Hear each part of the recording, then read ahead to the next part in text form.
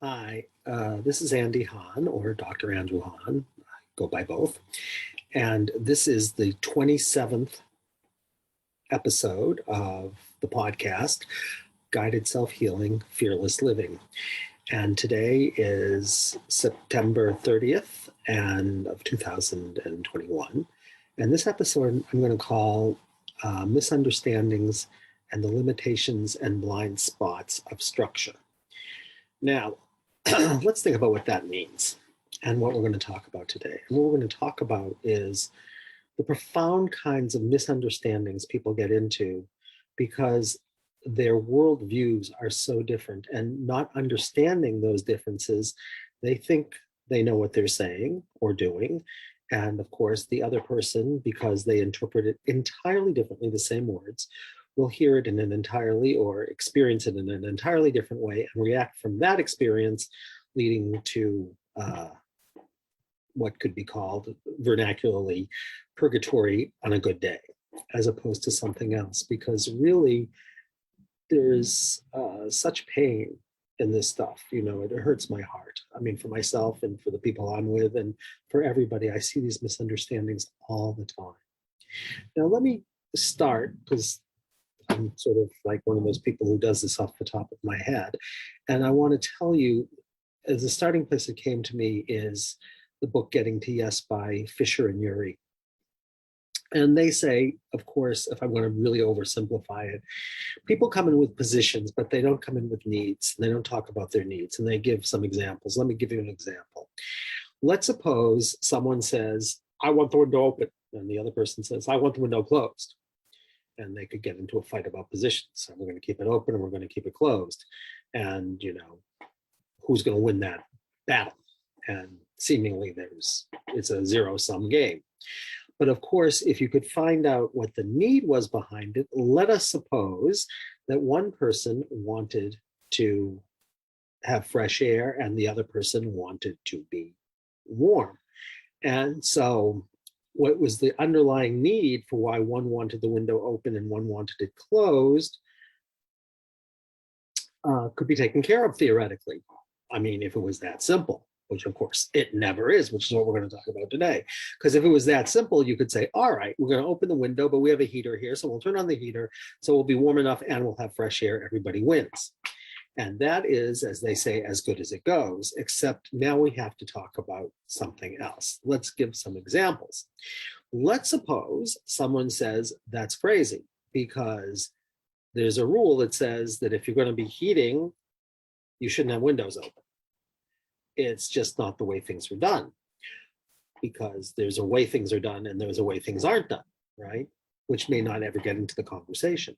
Or let's suppose someone says, and the other person says, like, rules are made to be broken, and who came up with this silliness, right? For example, all of which may never be stated and judgment may rain down. Or let's suppose someone says, that doesn't work, and you, well, why not? Because you're crazy to have the window open, and they're going to start judging each other, right? And one of them will say, you're crazy. How could anyone think about opening a window and like spending money to heat the outdoors? And the other person would say, you're crazy. Like, we're spending $5. Here's $5. Like, take care of it. But it's really about a value at that point. So the person says, that money doesn't take care of the problem because it's wasting energy. And energy is very important. And the legion of possible things that can go wrong here, because of personality, because of your deepest perceptual modes, because of your deepest sort of instinctual drives around survival, can lead to such misunderstandings that go way beyond just understanding positions and needs. And so that's what I want to talk to you about today.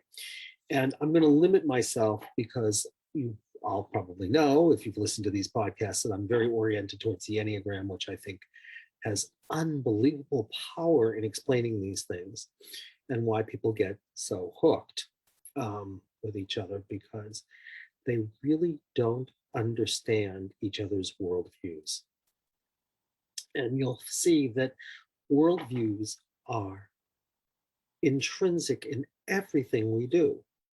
So I'm going to look at the points, which is your personality, and I'll give a couple examples of that. And then I'm going to look at centers, which is our sort of deepest ways of perceiving the world. I'll give some examples of that.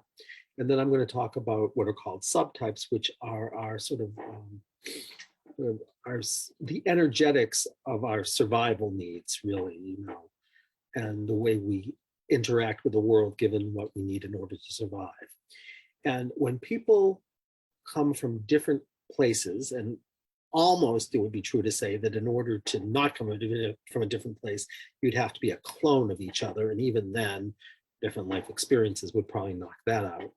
But be that as it may, I'm going to try to show you how there can be misunderstanding, and then we can talk about what one could do about this. So let's start with points of view, of which in the Enneagram we've already said there are 9 of them. So let's start with one which came up today, which was a conversation about 2 people talking about where they and their family was going to go for dinner. Seemingly a simple conversation. So the woman in this situation, who is a protector, says to her husband, who is a mediator, if you know this world. If you haven't, you can go back. But a mediator is someone who likes to keep harmony and is a self-forgetting point, as is the protector. Well, anyway, the protector says, "Where would you like to go for dinner?" And the mediator thinks about it for a while, and he says, "I want to go for Chinese food." And the protector says, the 8 says, "Well, great. How would you feel about Italian?" At which point the mediator screams at the protector. The man screams at the woman and said, "If you really wanted, why did you ask me if you didn't want, to take me into account?" At which point the protector says, "This is crazy." And they were having 2 entirely different conversations. And so here's what happens if you have the little clouds over the heads.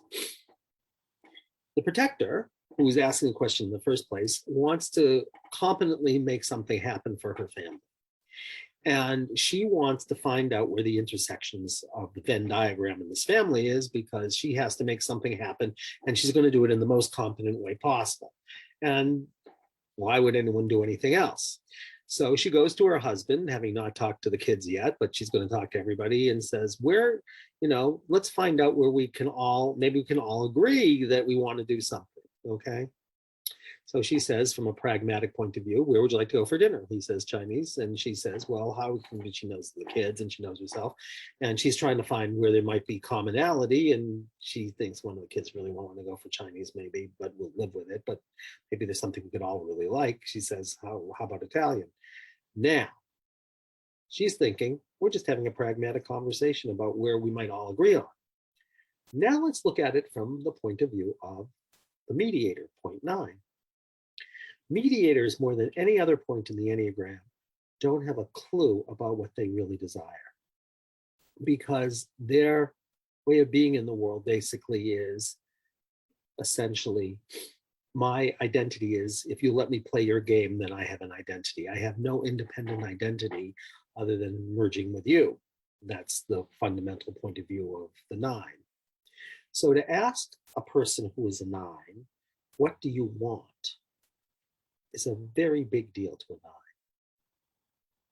Because their experiences, no one ever asked anyway. And I learned very quickly that if I was going to survive and thrive in any way, shape, or form, I had to learn how to respond to everybody else and say, "Dear, if you're happy, I'm happy."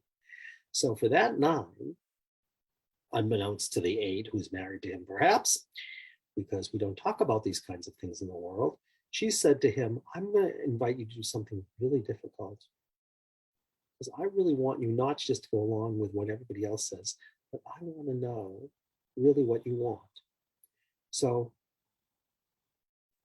the 9, being very loving, says, "I'm going to take a risk here, because if I put myself out there, there could be conflict. I hate conflict, but I love my wife and I love my family. So I'm going to make myself really vulnerable, and I'm going to say something that usually I wouldn't say, which is, doesn't matter to me, wherever you guys decide is fine.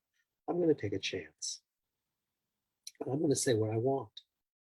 And it's hard enough for me to know what I want, because No one ever asked me, but you did. So I think you know me well enough to know how hard this is. So I'm going to really think about this and put a lot of effort into it and say, what do I really want?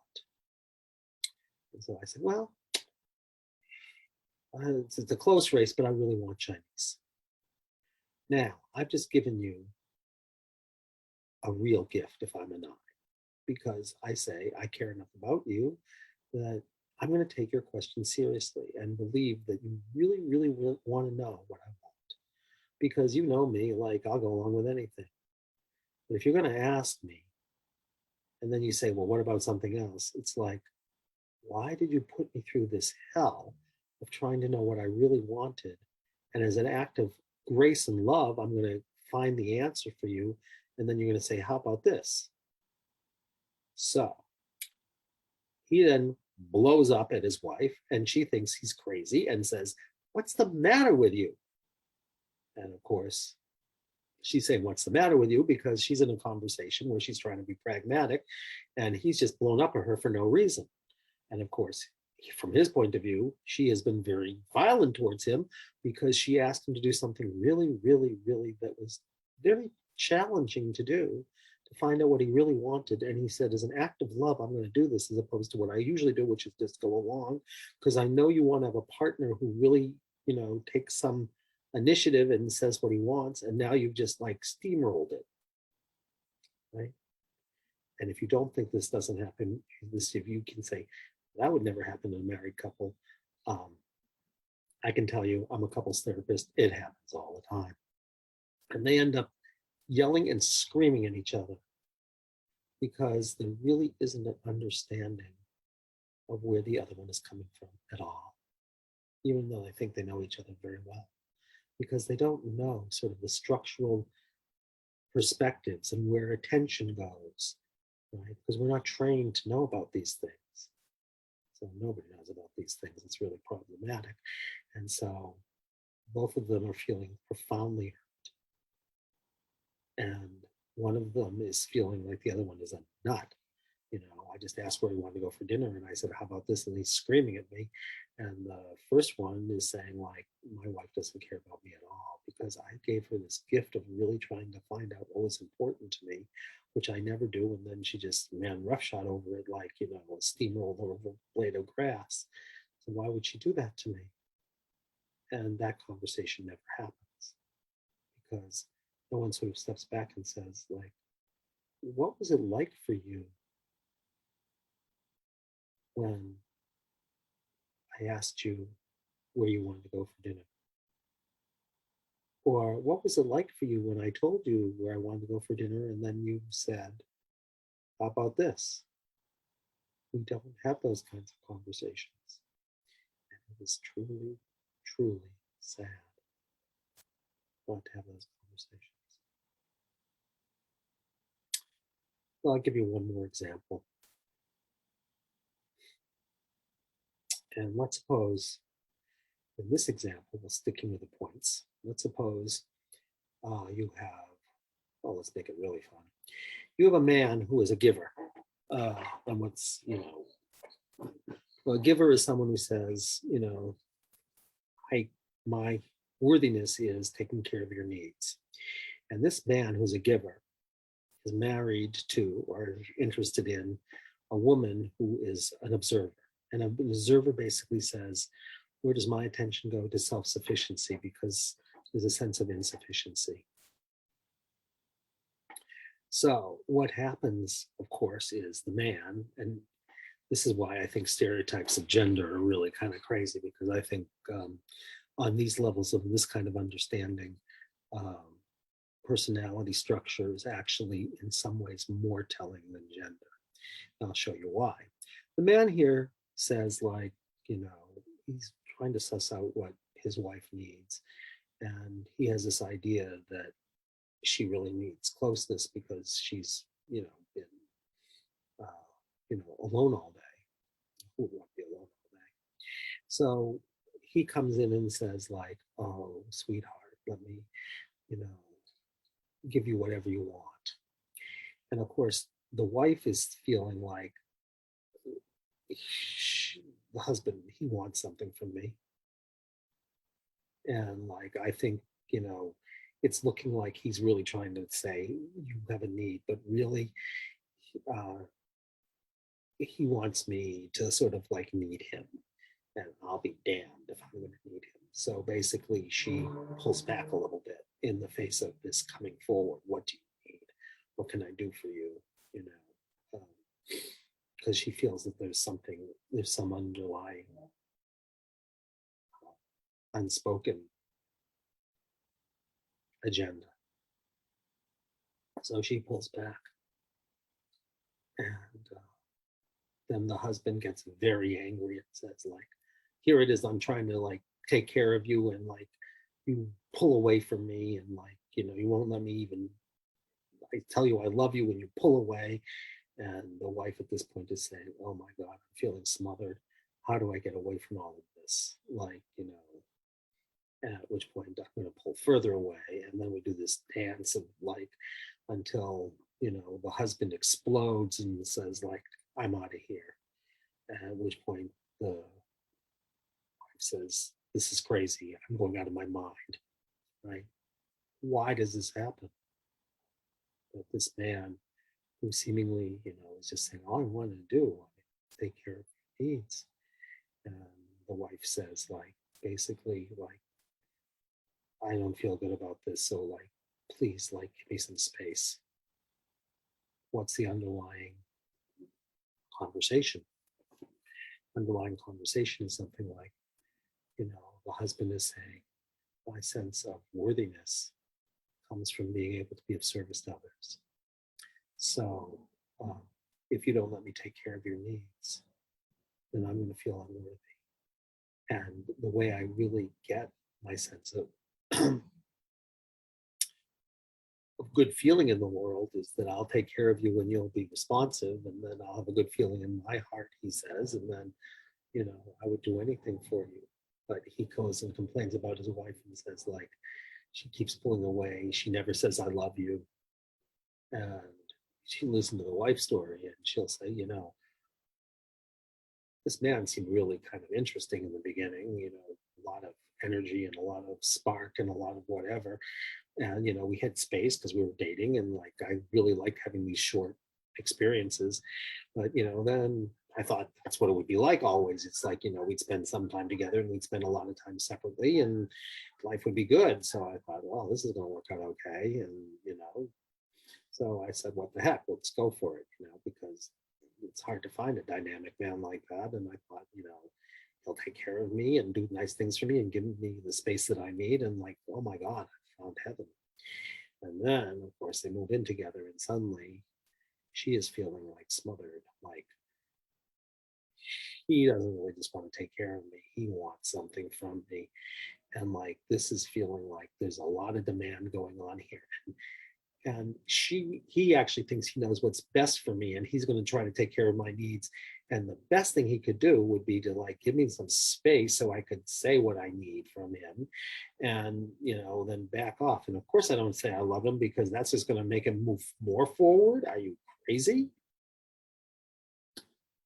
So of course, nightmaresville, until they could really, unless they could have this conversation, which is like each of them owning what their experience was and being able to talk about that. And that, of course, is very difficult. It's very difficult to say, you know, I feel like if I'm the wife, I feel like I have only limited resources here. I have only limited energy. I feel like a sense of lack. And it feels like underneath what's going on here, I feel a demand quality, and like I feel threatened by it, and like it's very scary to like feel this level of threat from the person I'm closest to, so I have to protect myself. And of course the man would say, what are you talking about? Unless he could really look at himself and say, you know, I realize that how I feel good about myself is to take care of other people so that I can have a sense of worthiness. And that's what I do in life. And it's really hard to acknowledge that I need people to need me. Now, if they could have that conversation, they could actually get someplace. But of course, having those kinds of conversations is unbelievably difficult.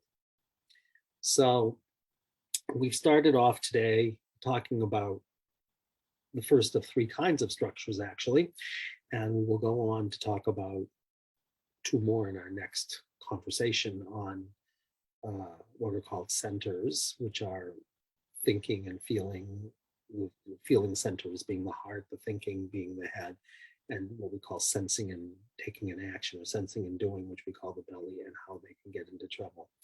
And of course, once we know all of this stuff, then we have to be able to say, well, what happens when you put together all of these different things and all of these different perspectives, you know. But I will give you one more example, which I, of course, know very well, because sometimes conversation gets a little tricky. So I'm even going to go one more space here, which is, suppose you have what's called an externalizing belly point, which in this case is an 8, and an internalizing feeling point, which in this case is a 4. And the 4, let's say they're having a conversation about what they're going to do. And from the 8's point of view, what I first want to know is what I can count on. You know, I'm an action-oriented person in the world, so I want to know if you're going to line up with me or you're against me.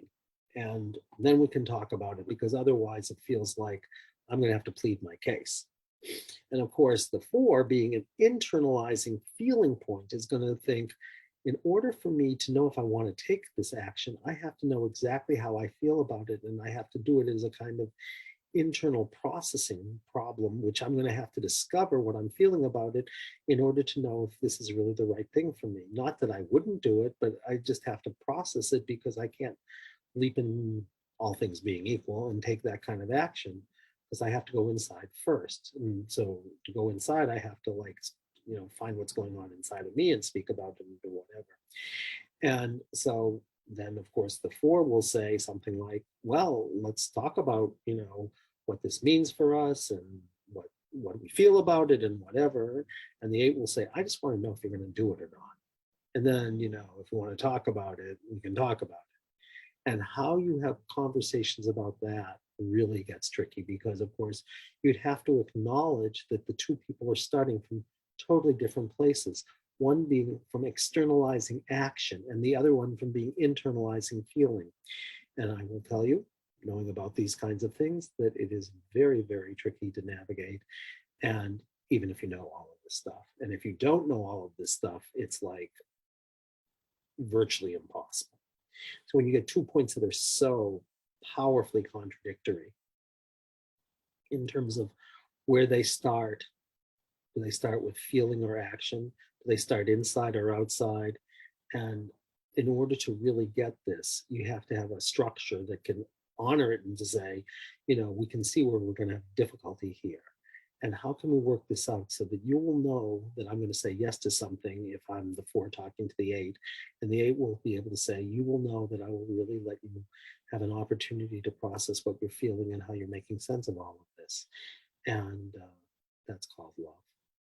So until next time, thank you so much. If you want to reach me, which I would be very grateful for, my name again is Andy Hahn, and my address is AHAN, at lifecenteredtherapy.com. And if you want to know more about our work, of course, lifecenteredtherapy.com. And we have just finished editing our book and sending it back. So it will come out on February 22nd. It is called 1 Hour Miracle.